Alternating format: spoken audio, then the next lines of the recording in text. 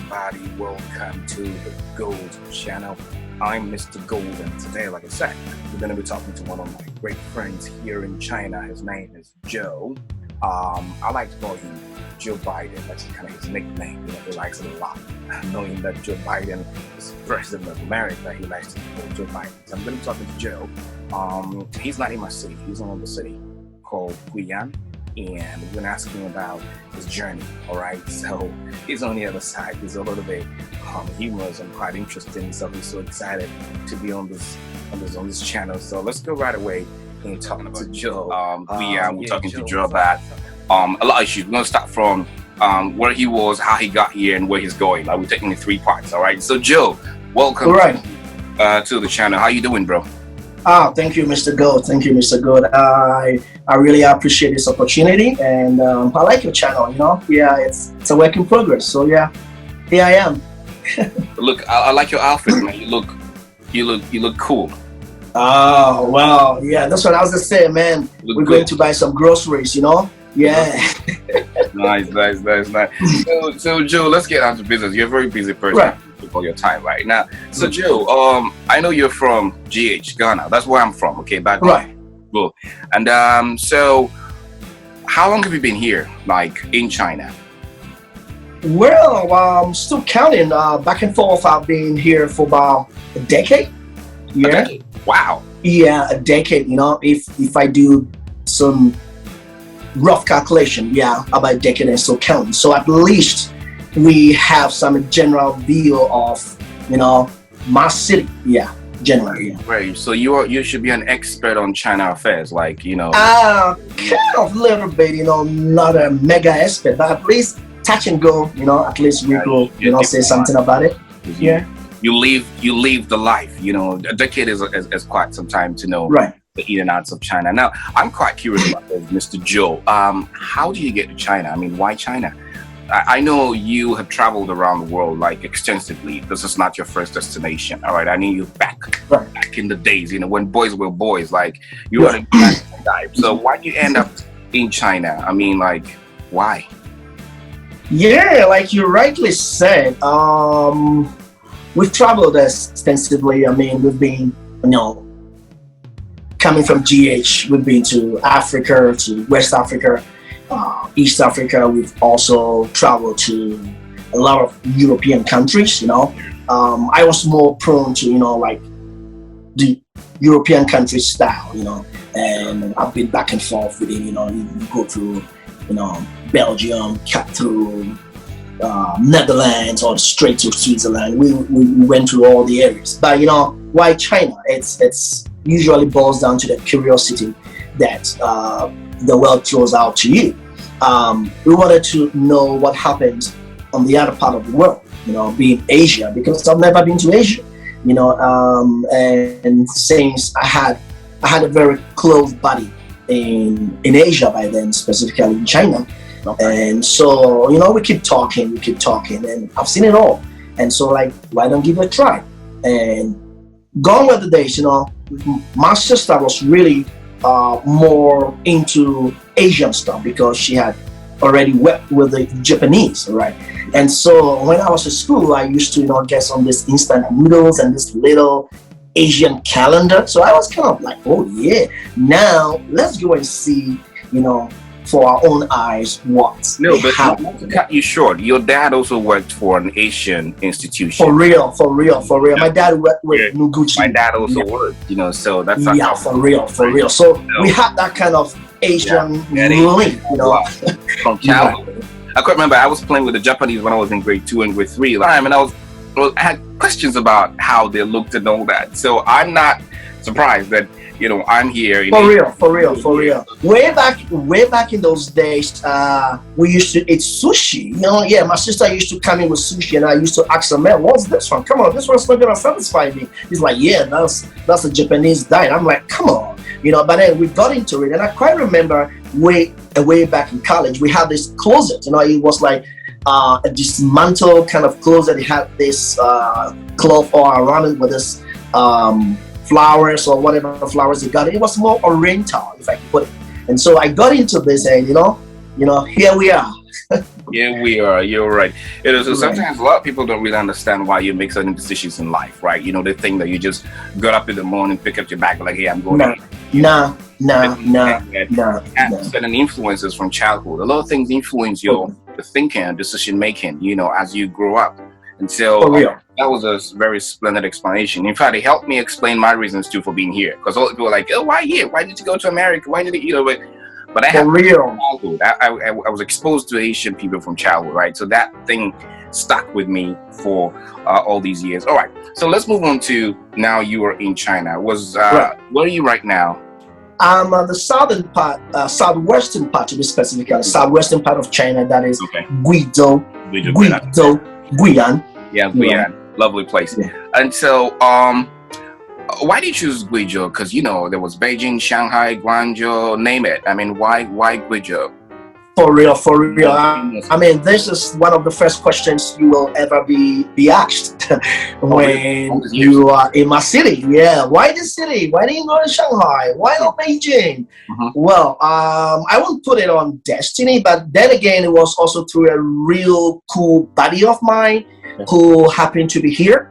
And in life, if you have a first experience and somebody gives you an insight, a real practical insight of a place, you feel that confident. And so the guy kind of invited me, and because we had that click, you know, that kind of click and glitch going on, I was like, okay, why not? You know, so I chose here just because he said some good stuff about the city, like it's a laid back place, you know. And so I'm like, well, why not? Let's grab that chance. Give it a chance, right? Okay, so you go to the airport, Guizhou, welcome to Guizhou, bam, right in front of you, all right? Right. First impression matters. I mean, for me, when I go anywhere, whatever I see at the airport, whatever I go through defines the whole city, okay? And so, I don't know about you, was it like the first interaction you had with Chinese people, like at Guizhou airport? Well, the first interaction with an Asian person wasn't here. It was during my days traveling in France, Charles de Gaulle Airport. I go to Charles de Gaulle Airport, and you know, those days at school, you know, like, you know, middle school, we had to study French, and I was like, oh, I'm gonna throw French and do PE. You know, it was optional, so I didn't do French well, and so I got to Charles de Gaulle, and I had to take my train, like they call it the blue train, to Switzerland, and you know, you had to go through different platforms, and I was stuck, you know, and I was speaking English. Nobody could just even understand what I was saying, or they might just ignore. So then I happened to see an Asian person. I didn't know where they were from, or whether Chinese or Japanese. I couldn't distinguish, and they helped me. Oh, they did.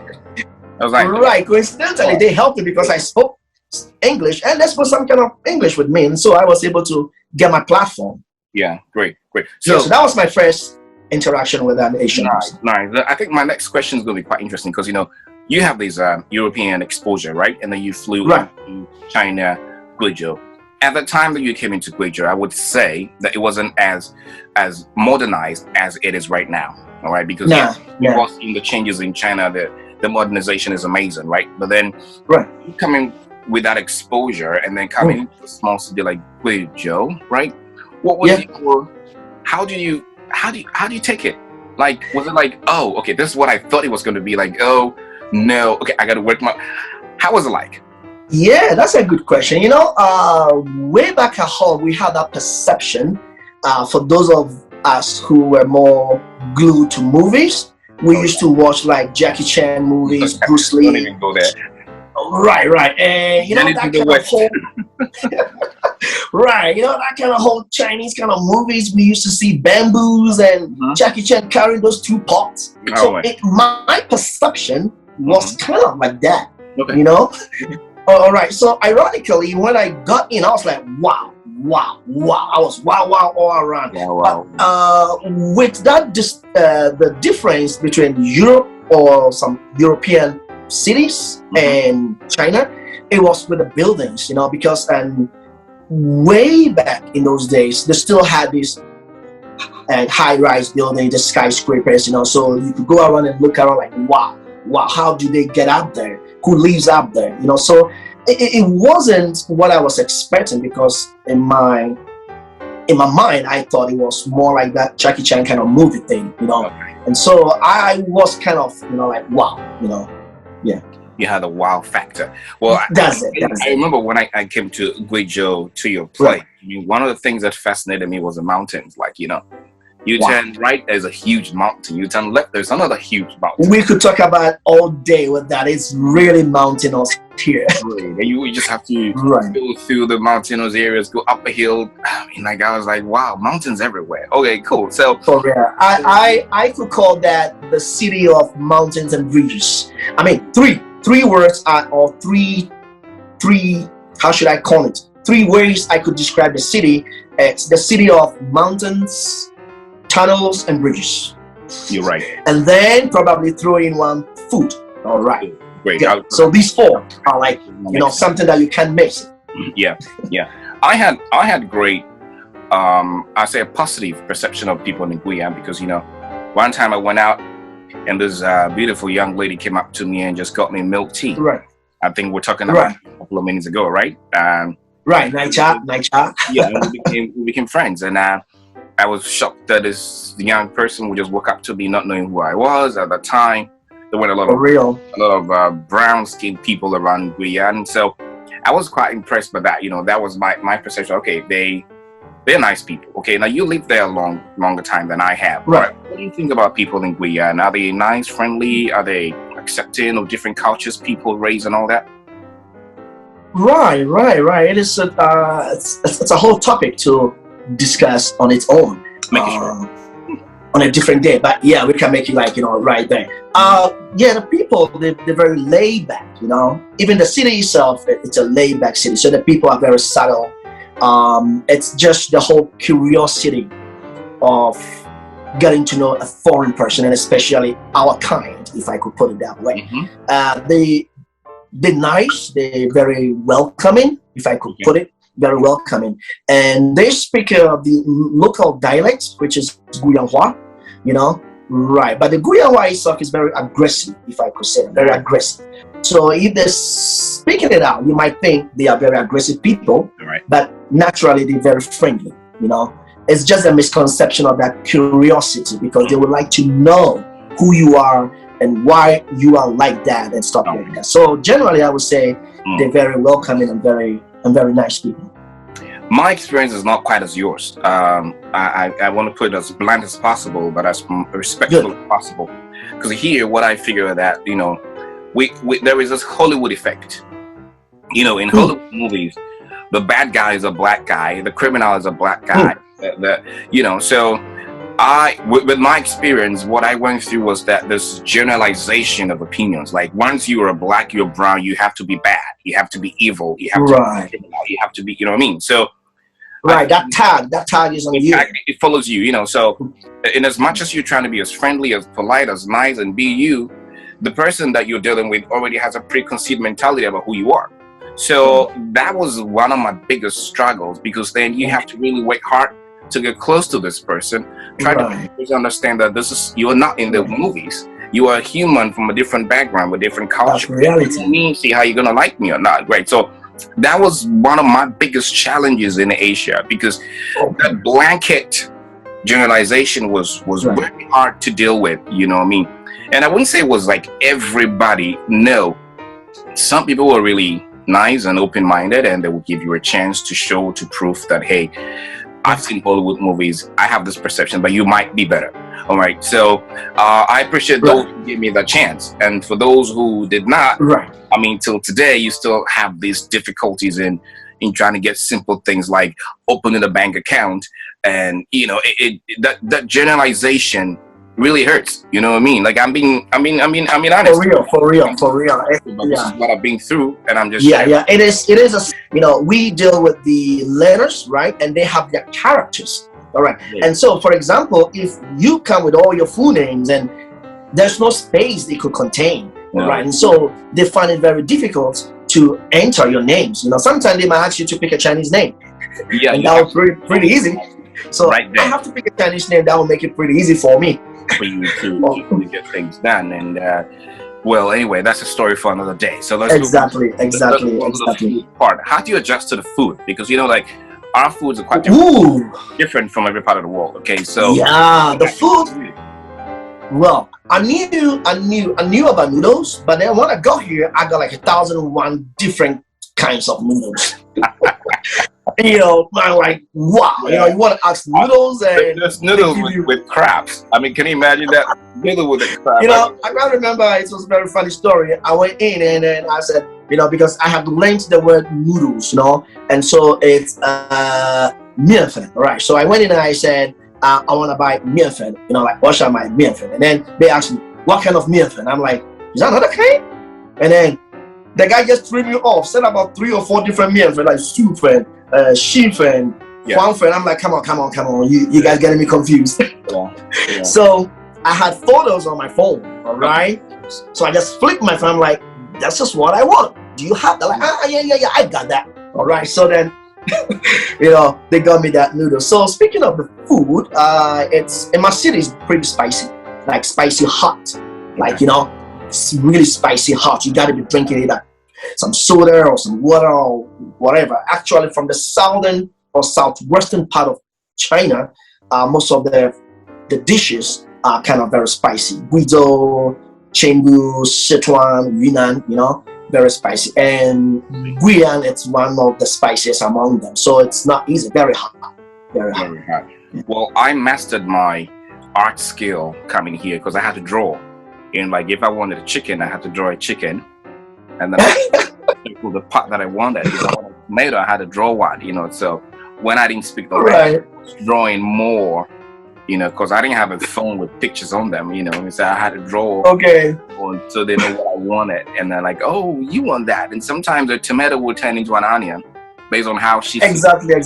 I have another joke, but this is real. I mean, it's real. I have one of my guys. He's gone back to Ghana now, and we went to a Chinese family's home for dinner because, my city they call you up very friendly and have dinner, they want to kind of welcome you into the system. So we went there and they served us with this juice, like it was kind of mango, orange mixed, and so my guy took it like, this is good. And then he asked for the name and they said the name, he forgot. He like, no, I'm gonna take the wrapper, the wrapper off the bottle. And then he put it in his pocket. And we went around Walmart looking for this juice and holding that wrapper and showing you them.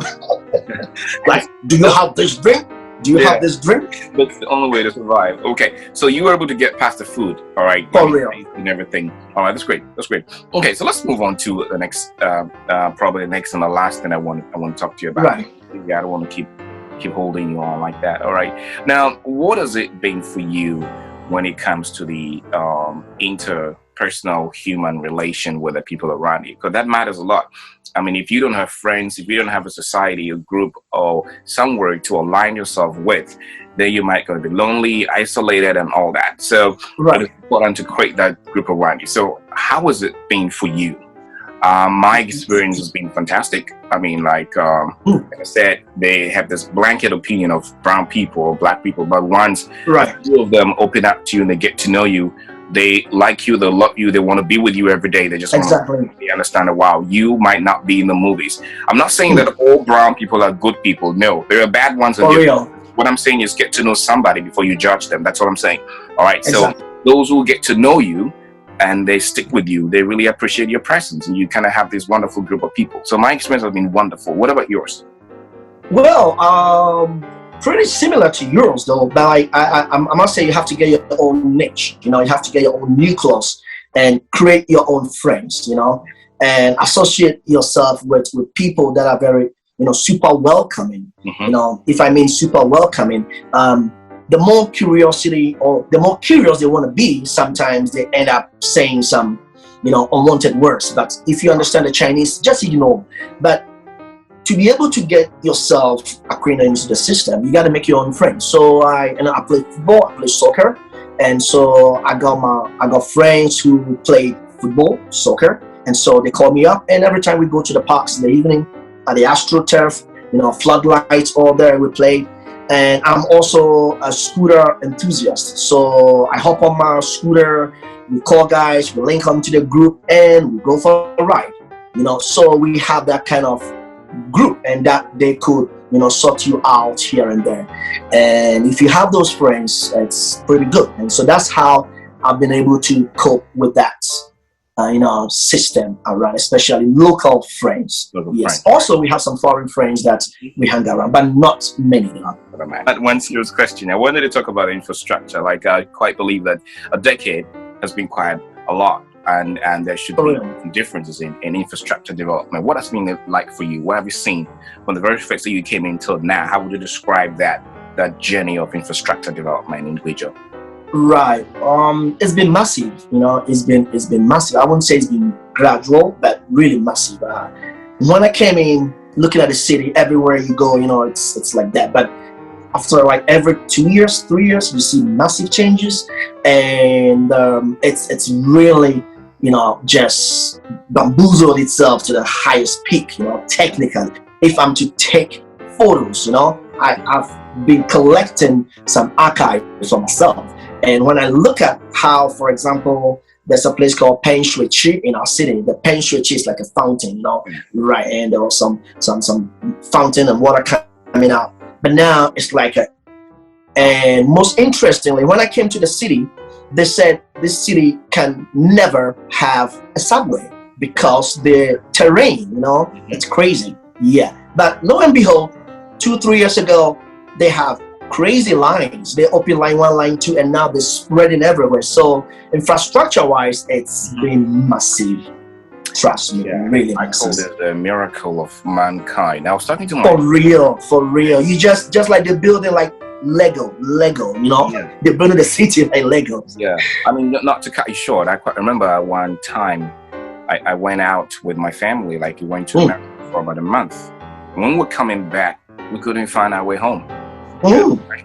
Because the street that we always use for a month had been changed. It will change. Trees from nowhere had been planted, and we went to the taxi, and we were like, "Are we at the right place?" So we started looking for things we know. Okay, so and then my wife was like, "Oh, that's that building. Oh yeah, okay." So we have just go straight, and we are home. And I was like, "Wow!"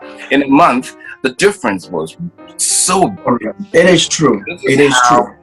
China can shock you. I mean, you can go to sleep, get up the next morning, and everything around you is different. You know what I mean? Does it? That is a practical fact. They could build a whole jungle, a whole street of avenue with trees in 24 hours. 24 hours, So that is something like, especially countries in the third world that are also developing can learn from. Does it?